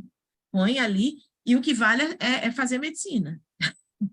Outro dia, minha filha chegou em casa revoltadíssima, porque o professor, acho que ele foi infeliz, enfim, o professor falou, o que cada mãe faz? Quando chegou numa coleguinha da minha filha, a menina fez, minha mãe é psicóloga, professor. Aí a mãe do outro era médica intensivista, e o professor disse, essa trabalha muito. Aí a menina disse, minha mãe é psicóloga, minha mãe trabalha bastante, professor, ela atende online, atende no consultório, ele fez, mas não mais do que a médica. A menina ficou arrasada. E aí perguntem, mais alguma criança, inclusive a minha, teve coragem de responder, porque a mãe não era médica, né? Então, veja, sabe, ali, né, tem algo do tipo, olha, o que vale é medicina, né? Essa coisa, assim. Então, veja, né?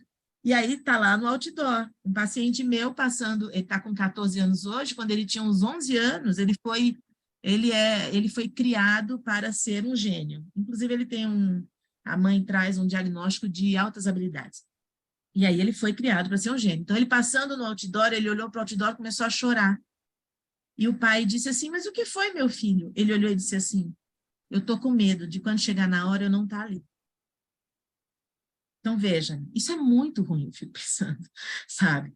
Porque é muito ruim. Então, o modo, assim, a escola estimula, mas, ao mesmo tempo, não favorece, né, que essa coisa da competição, que é uma coisa saudável, você querer crescer, você querer, ok, você ter esse movimento para, né? Mas como eles lidarem com isso? Aí, às vezes, embota, às vezes vai inibindo, né? E assim vai.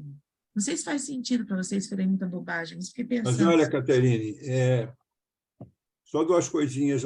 Por exemplo, essa história da... professora está me chamando de piranha. Aí você é piranha? Não. Então, qual é o problema? Essa pergunta é muito boa, porque se a menina fosse piranha, você é piranha? Sou. Então, sou. Então não tem... Se é, entendeu? Chamar o sujeito... Quer dizer, se eu passo na rua, me chamo de careca, aí eu vou, peraí, careca eu não sou. Né? Mas um careca... Se ela fosse piranha, Guedes, se ela fosse... Tudo bem. E se eu não se sou... ela fosse piranha, não teria bullying. Se ela fosse piranha, não teria bullying. Não teria bullying. Ela não deixaria, é claro. Exato. Olha, e voltando aqui, essa coisa do bullying, o nosso Oteiral contou uma história, ele foi vítima de bullying quando era adolescente na escola. E o cara sacaneava, ele contou isso, achei muito interessante. Até que um dia ele ganhou de coragem e deu uma porrada no cara que estava fazendo bullying com ele. Nunca mais. Nunca mais. E depois viraram grandes amigos. Viraram grandes amigos. Quer dizer, é uma dinâmica aí interessante, né, para a gente pensar sobre ela. E, voltando ao Ariano Suassuna, que sou apaixonado pelo Ariano, acho que é uma figura... O Sérgio também já me confessou o carinho que ele tem pelo Ariano Suassuna. O Ariano, ele disse que quando ele foi fazer vestibular, que a escola prepara para quê? Ele falou assim, tinha que ser médico, engenheiro ou advogado, na época dele, né? Que eram as profissões valorizadas, em todos os sentidos, né? Inclusive financeiro. Ele falou, médico, eu tinha horror naquelas aulas no laboratório que tinha que cortar a rã, o sapo, abrir. Eu tinha horror aquilo. Não posso ser médico. Médico não dá para mim. Engenheiro. Se você me der uma conta de matemática de somar para fazer, pensando na questão cognitiva, uma conta de somar para fazer, se eu repetir 10 vezes aquela conta, eu vou errar, vou dar 10 resultados diferentes. Então, não dá para ser engenheiro. Aí só me restou ser advogado. E entrou para a Faculdade de Direito, se formou em advocacia, mas foi um fracasso como advogado, né? Ele conta a história que ele foi trabalhar em Recife, no escritório de um grande advogado lá de Recife, e estava perto do telefone, estava começando no escritório. O telefone tocou, ele atendeu, aí o sujeito do outro lado falou, quem está falando? Aí ele falou, Ariano Suassuna. Aí ele falou, desculpa, foi engano, pá, desligou. E aí, 2 minutos depois, tocou de novo o telefone, ele atendeu. Aí o Ariano falou assim, bom, ele está pensando que ele que é do escritório do Dr. Roberto Magalhães, que era um advogado famoso lá em Recife, não sei se é esse o nome, não. Mas quando ligou de novo, ele falou, de onde está falando? Ele falou assim, do escritório do Dr. Roberto Magalhães. E aí perguntou assim, ele está? Aí mas quem está falando? Ele falou assim, olha, quem está falando aqui eu não disse que era eu, porque o senhor desliga quando eu digo que sou eu. Então, eu disse que eu sou o doutor Roberto Magalhães. E eu falei, ele está? Ele falou assim, não, ele não está. Vai demorar? Eu falei assim, olha, deve demorar, que ele está na Europa. Ele conta essa história, o Ariano, né? E o cara ficou desesperado com ele e xingou ele, e bateu o telefone de novo na cara dele. Ele falou assim, eu não dou para isso, não. Não dou para ser advogado, porque as pessoas não sabem falar o telefone. Para mim, falar o telefone assim, alô? Aí eu, alô? Quem está falando? Ariano Suassuna. Oi, Ariano. Eu queria falar com você é do escritório do Franco. Por que você não disse logo que era do escritório, que não era do escritório que era do escritório do Roberto Magalhães? Assim, eu não disse logo porque o senhor não perguntou. Entendeu? Isso no início. Quer dizer, então ele disse que não dava para isso, ele largou direito também, graças a Deus. Né? E foi ótimo para a gente. Ganhamos todos. Né? Ganhamos todos. Ganhamos todos. É. Mas, enfim, é isso. Exato. Quer dizer, o bullying tem isso. Ok. Né? Contou essa história que aconteceu com ele. Mas tem isso mesmo. Tem isso que eu fico pensando, né? Que não se trata de uma questão né? Como a Ana estava trazendo, assim, com exemplo, eu também sofri bullying em São Paulo, quando eu morava em São Paulo, né? E paraibana, né? Então, vocês imaginam, há anos atrás. E também aconteceu isso comigo, né, Guedes? O que aconteceu com o Teirão? A turma que fazia bullying comigo, depois que eu dei uma prensa na fala, né? Depois se tornou uma turma amiga, assim. Mas eu acho que fala disso, assim, fala da dificuldade de se relacionar com o diferente, com o outro que não eu, né? E essa dificuldade, em maior ou menor grau, leva a esse tipo de violência, né? Leva a esse tipo de violência. E aí precisa da intervenção de um terceiro, de um adulto, sobretudo, né? Porque a situação acontece muitas vezes fora das vistas de quem pode interditar, né? Fora das vistas de quem pode interditar. Então, às vezes, o alvo, por exemplo, agride, faz alguma coisa, e aí é também um pedido de ajuda, né? Para que o ambiente venha, interdite e meio que põe as coisas ali no lugar, né?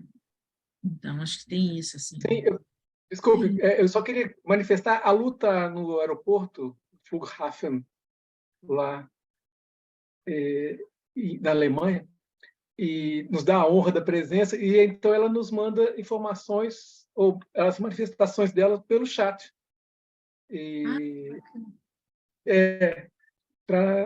Então, ela fala... A Lu é uma camaleoa, né? Muito legal, porque ela fez de tudo na vida, de exploração de jazidas de minério ilegais, até viagens espaciais para Marte, Saturno e a galáxia mais próxima, ela fez tudo. Então, ela foi também professora, né? Então, oi, minha querida, você está rindo aí, né? Então, ela foi professora também, essa parte eu não sabia. Oi? Eu não sabia que ela estava tão longe. Está de longe, está perto. Que é a nossa vantagem aqui. Então, ela fala que, quando professora, ela foi dos 19 aos 29 anos, muito, muito tempo. E ela foi referência na educação sexual. E ela fala como que parte das opressões em relação às expressões das crianças, ela fala que as crianças não podem mais brincar externalizando a agressividade, ou seja, por um lado, existe uma expressão, de bom modo de entender, né? Existe uma expressão patológica da agressividade e, por outro lado, existe uma repressão significativa de uma agressividade sublimada ou por meio do jogo, do brincar. E que as crianças, então, não podem mais brincar externalizando a agressividade. Então, estilingue, brincar de matar o outro, e que a energia da sexualidade é a agressividade. E, então, temos um paradoxo cada vez maior. E, adiante, a Lu concorda com você e lembra que o Freud manifestou sobre o potencial que um professor tem, se tiver capacidade para lidar com a sua função de professor nesse ambiente tanto de orientação, quanto de educação, quanto de leis e limites, como você estava falando muito bem. Gostei desses 4 L's, muito bacana. Então, os colegas aqui também saindo e saudando, manifestando a satisfação eu e a admiração pela sua apresentação. Muito obrigado. Eu daria para você, então, agora esse momento para encerrar as expressões para que a gente possa encerrar esse nosso encontro. E agradeço a todos e todas que estiveram conosco aqui e, essencialmente, a você, aqui, a Ana Mendonça também, agradecendo. Então, muito obrigado, Catarina, foi maravilhoso, muito bom. Gente, muito obrigada. A Lu levantou a mãozinha e baixou. Você quer falar, Lu, querida? Você tem como falar aí? Não, tá ok. Então, tá bom. Ana Lúcia, você quer falar? Agradeço demais o convite, por favor, conclua, então. Não, só agradecer. Só agradecer. Obrigada. Então, conclua. Obrigado, querida Catarina. Muito obrigada, e a gente espera vocês aqui em setembro, né? Para a gente com certeza continuar papeando, né? E construindo juntos, como foi hoje. Obrigada. Beijo grande. Obrigado, Caterine. Obrigado, Bernardo. Obrigado, Bernardo. Valeu aí, Caterine. Beijo, Ana. Obrigada. Já saiu o vídeo de Ana, gente. Só para terminar, eu e minha mulher somos médicos, né? E uma vez perguntaram para minha filha, não, meus pais são médicos, mas eu juro que eu não tenho culpa. Realmente. A minha filha tem essas tiradas, né? Eu juro que eu não tenho culpa. Muito bom. Não tenho culpa disso. Né? Então, realmente, mas muito obrigado. Eu mandei para a Caterina um negócio que eu descobri de novo, que acho que é muito espírito assim, do Nordeste, mas é do Oswald de Andrade. Está aí no seu celular. Né? Obrigada. Para terminar com isso aqui, você quer ver que maravilha? Sim. Do Oswald de Andrade. Sim. Quando o português chegou debaixo de uma bruta chuva, ele vestiu o índio. Que pena! Fosse uma manhã de sol, o índio tinha despido o português. Oswald de Andrade. Adoro essa... Gente, muito obrigado, Bernardo. Termina aí, encerra. Gente, heróis da resistência que ficaram conosco até agora. Tchau, tchau, gente. Tchau, gente. Obrigada a todos. Eu vi no Feliz chat a Tassine. Feliz Dia das Obrigada. Mães. Feliz Dia das Mães. Até a próxima. João Luiz, um abraço, João. Tchau, tchau. Tchau. Eu vou encerrar, então. Não. Bernardo, acho que é você que tem que encerrar aí. Tá? Vou encerrar. Beijo para todo mundo. Feliz Dia das Mães. Beijo, Sérgio. Obrigada por tudo. Obrigada. Obrigado, Ana. Tchau, tchau.